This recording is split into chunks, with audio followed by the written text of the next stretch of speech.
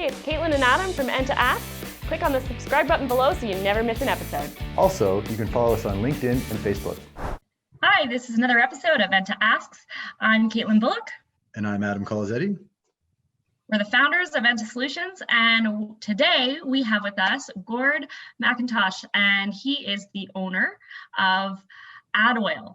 I like that you have such a sense of purpose, Gord. You got a big heart. You want to care for the environment. You want to do what practically makes sense. So I'm really curious, like, what do you do outside of work? What's the Gord outside of work look like? COVID, nothing. COVID, nothing. Yeah. I used to golf every second week. I don't. Weather doesn't help, mind you. Snow does that to us. I curl, not anymore. I play pool, not anymore. Hell, I used to travel. I was over in Scotland for a year and went and saw everything and anything I could. But Amazing. yeah, don't anymore. I was thinking about what I do is right now I'm taking a course on risk management. I've always felt that the lifetime learning. I mean, you're always learning, you're always growing, right? And I got off that a little bit. You know, you go into management and you spend all your time in meetings and drinking coffee and wandering around with it in your hand, pretending you're important. And so I got out of that. I got laid off, like everybody else in 2020. And so I actually went back to school in MBA, and that was my Scotland experience. And that kind of rekindled the interest in learning for me, because I thought, wow, you know, this is fun. This is something I know. I've learned something. I've interacted with people, not that work for me. It's always a good thing. So this year I thought, well, okay, I don't have enough jobs apparently, so I started another course. That's amazing. And so you also take this passion for learning, and you, maybe not recently because of, you know, the situation, but you work with youth programs, is that correct? I have. I was actually part of one of the founding. It's usually connected kids. I like to help kids. I got kids. Everybody has kids. Kids are easy to take care of. They don't complain too much when you do nice for them. So my son was an air cadet. So I was on the chairman of the standing parents committee on 952 Royal Canadian Air Cadet Squadron 952 WestJet.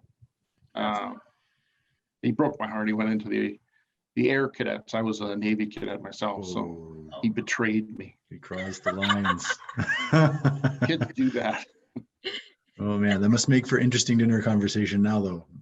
Oh, I make fun of him. I call him. He's grown up now. I still call him names, but yeah, pigeon and other sort of thing. Air versus sea. I love it. That's great. Yeah, exactly. And this giving back to the community, you know, you'd mentioned to us is important, and when everything kind of shut down, you did something really interesting. Can you tell us about that? Well, I'd like to say it was my idea, but never is. I just take other people's ideas and use them. So Al, one of the original employee, one of the original employees, I inherited him with the company. He's a great guy. He came to me and he said, we've got all these tops that are from our old model, actually probably from the orange plastic model. They've probably been sitting in our shop for 15 years. And he said, they're clear plastic. Why don't we do something with them? And so I put the call out on LinkedIn for a company to support us to supply headbands. And from that, I let them build face shields for COVID workers and donated it all. I'd like to say I was, you know, altruistic about it, but they were old products, so it was easy to donate. But yeah, you know, whatever I can give back, I'm going to give back. I mean, I'm on LinkedIn now, and part of the whole digital marketing thing. I'm meeting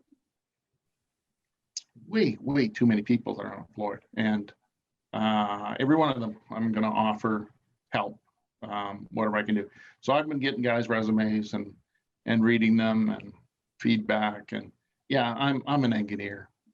It's not going to be perfect, but you got to have guys to look. I mean, I had this one guy who was 30 years in the industry, and he's got, you know, 8 pages of experience because he's got eight pages of experience. And although that's wonderful, it's nobody reads 2 pages. They read 2 pages. Yeah. Nobody cares. Yeah, that's really, it's a tough situation, right? And whatever you can do and give back, and as you grow, how do you envision the growth of Adoil and how that giving back to the community? Like, what is the dream for all that? Well, I've been thinking about way too much, I guess.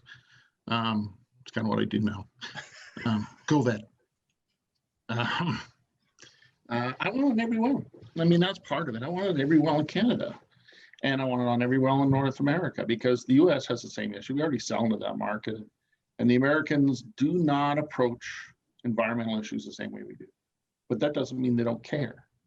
It means you need to show them it's there, and you got to show them that's an economic thing to do. I was talking to a guy in Australia, right? They've got a lot of coal bed methane, and a lot of them they've quit with pump jacks. They don't have any down in Australia, or at least they have very few, if any, in Australia. And when I was talking to the guy, he was saying, well, it's the desert. It's not like the desert doesn't have stuff that lives there. It doesn't mean the environmental decision changes just because it's the desert. I got actually one of my MBA buddies contact me. He wants to bring it into Nigeria. There they let the oil flow on the ground. Why would it not be in Nigeria? Why would it not be around the world? Why would it not be on every well? I know I keep saying it, but it's kind of a no-brainer. It's true. Yeah. And you've kind of evolved with all this kind of a 3-tiered message or slogan to go along with it, right? Yeah, I never get it right. It's we want you to how do we say it? You guys came up with this, and I like this one a lot. It goes protecting the environment, your bottom line, and your reputation. There you go. Because that's exactly what it's doing. Right. I hope you enjoyed that episode as much as we did. So remember, if you know somebody who should be our guest on our next show, just click the link below. Thank you so much for watching, and please subscribe so that you'll never miss an episode.